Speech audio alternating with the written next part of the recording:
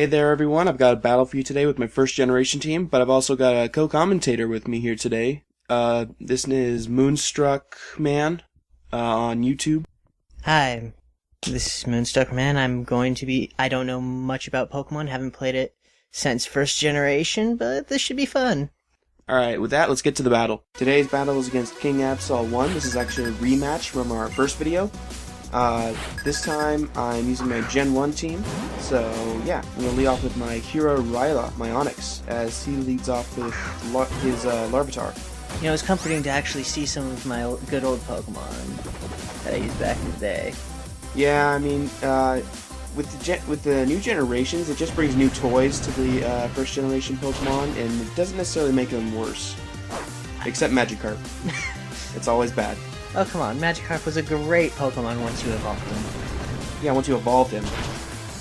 Anyway, I'm gonna go for, I'm gonna set up my Stealth Rocks as he's gonna go for an Earthquake, which is gonna hit me hard, but not keep me down to my Sturdy. And, I'm just gonna KO with my own Earthquake back, as he sends out his Ghastly. And, I think I outspeed, so I go for Stone Edge, and I managed to KO. Turns out it was actually a speed tie, so that was a really risky move on my part. So he's going to go into his Elekid now, and I'm going to pull back my hero Ryla and go into my True Jelly. See, I remember Stone being good against electricity. Did that change? Well, actually that was Earth and, or not Earth, Ground. And yeah, it's Ground, but you know, back in the first gen, Ground and Rock were pretty much synonymous, unless it was Nidoqueen or Nidoking. So now that Hidden Power, I see it's got to be Hidden Power Ice, because I battled this guy before and it was super effective against my Trapinch.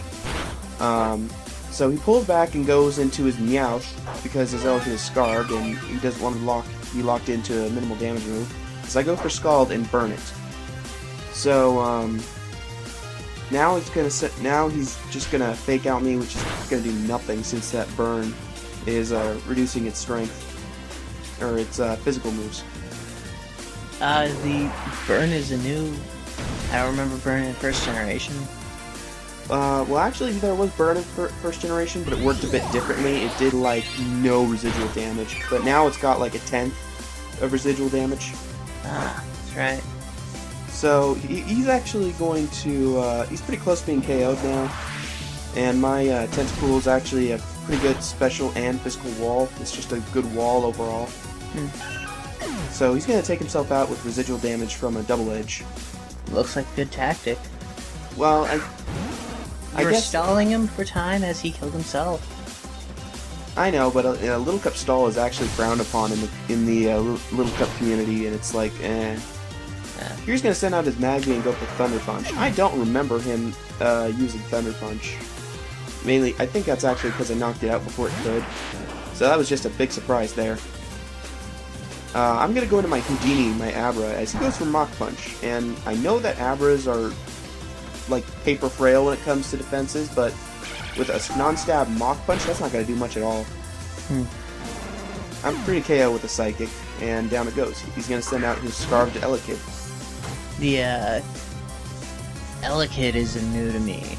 Like, I know nothing about those. Well, Elekid was actually second generation, so it's pretty close to first gen. It's actually the pre-evolved form of Electabuzz. Yeah, it looks like it. So yeah, he goes for a Horsey. I think I remember those. Yeah, they're actually pretty good walls when you give them an Eviolite. That's a new item that increases the unevolved Pokemon's attack and special defense and defense. So here I go. Here, kind of just for switching fodder, I go into my Onyx to well, like I said, for fodder.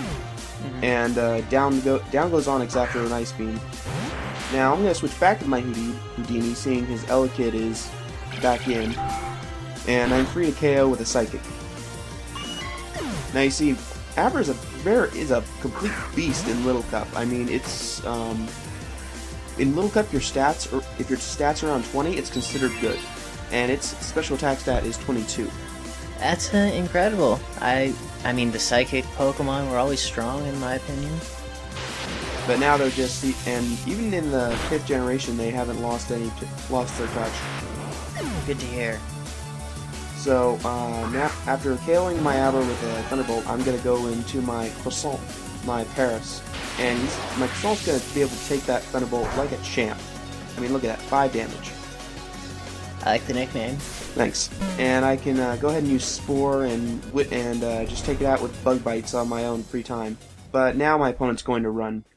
Thanks for that rematch, kingabsol1. I honestly don't blame you for quitting at the end of that match. I mean, it would have taken a few more turns. But, yeah, so without further ado, let's get to our comment question of the day. Today we're going to do a couple comments. Our first one comes from JS1210JS, who says, "You should make a monocolor team. You have much skills. I think you could pull off a successful one." Which brings up the question of, what is a monocolor team? Yeah, I was actually confused by that at first too, so I looked it up on Google. Monocolor team is a team with all your Pokemon consisting of at least one color. For instance, a Dratini is blue and white, so it could be in a monocolor team that's all blue, or a monocolor team that's all white. So you could just have a Onix and a Graveler. Essentially, yeah. Since they're both gray, they'd be fine for a monocolor team. Although you gotta worry about water types. Jeez. Yeah. Sounds like a bad match. Alright, and our second one comes from Sevendera, who says, "Yeah, add monocolor to those monogens."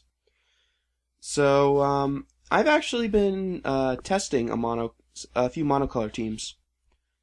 They have not been going well. Not well at all. Sounds like you would usually end up with all of the same type. Well, I can understand how that is. I mean, a lot of Pokemon that are the same color are usually the same type. But I'm actually getting pretty close to a breakthrough here with Orange. So I've kind of limited it down to Orange or Blue. Sounds about right. Sounds about right. Most Pokemon in the game are blue. Yeah. So really. That's really the default one to go with if you're having trouble. They do love them blue. Alright, so that's it for today's recording. I hope you all enjoyed. This is Moonstruckman signing out. And this is Obs of the Water saying, have a great day and comment, rate, subscribe, and challenge.